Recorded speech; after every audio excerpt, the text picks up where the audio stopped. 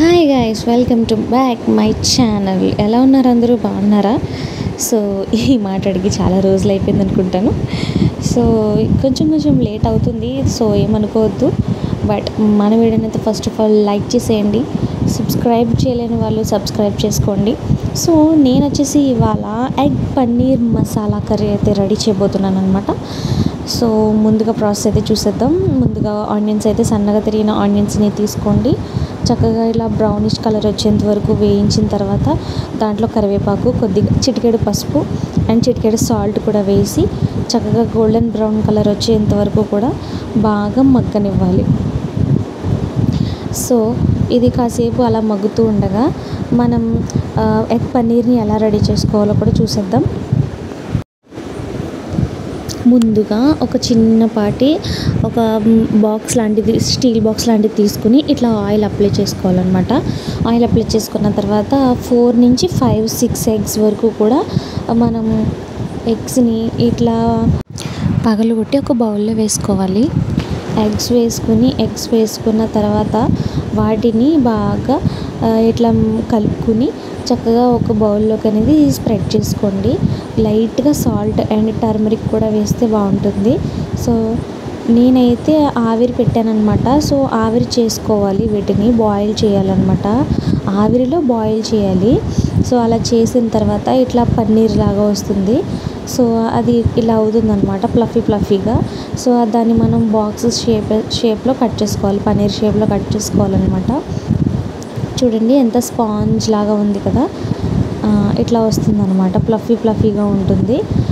So ఇదే మనకి egg paneer అనమాట. ఓన్లీ మనం ఎగ్తో తయారు చేసినటువంటి పన్నీర్. సో ఈ పన్నీర్ని మనం తీసుకుని వెళ్ళి కర్రీలో వేసేయచ్చు.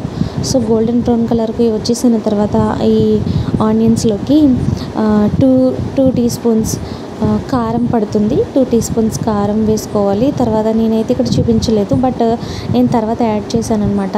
ధనియాల పౌడర్ అండ్ జీలకర్ర పౌడర్ అండ్ గరం మసాలా లైట్గా చిటికెడు వేసుకున్న పర్వాలేదు, లేదా టీ స్పూన్ వేసుకున్న పర్వాలేదు, హాఫ్ టేబుల్ స్పూన్. సో మనకి ఇష్టమైనంత మట్టుకు, సో మనకి ఎంత కారం కావాలి, ఎంత క్వాంటిటీలో మనకి బాగుంటుందని చెప్పేసి అట్లా వేసుకోండి. సో మసాలా కాబట్టి సో జీలకర్ర, ధనియాలు, గరం మసాలా అయితే యాడ్ చేసుకున్నాము. వాటిని బాగా చక్కగా కలుపుతూ ఉండాలి. తర్వాత ఇప్పుడు మనం ముందుగా ప్రిపేర్ చేసుకున్నటువంటి ఎగ్ పన్నీర్ని కూడా మనం ఇందులోకి వేసేసుకోవాలి. వేసుకున్న తర్వాత వాటికి కూడా చక్కగా ఆనియన్స్ కానివ్వండి అండ్ ఆ కారం అవంతా పట్టేలాగా, ఆ మసాలా అంతా పట్టేలాగా బాగా కలుపుకోవాలన్నమాట.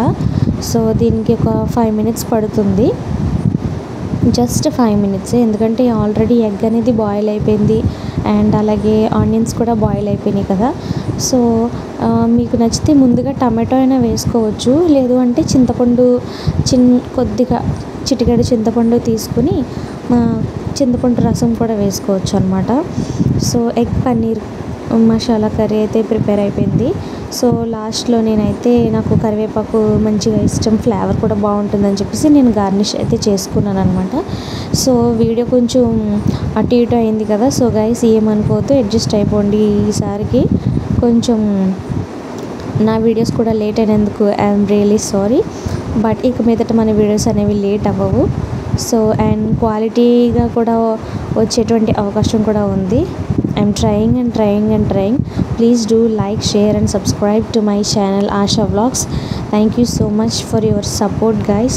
సో అట్లీస్ట్ లాస్ట్కి అయితే మనం ఎగ్ పన్నీర్ మసాలా కర్రీ అయితే రెడీ చేసేసాము. సో ఇదైతే చాలా బాగా వచ్చింది.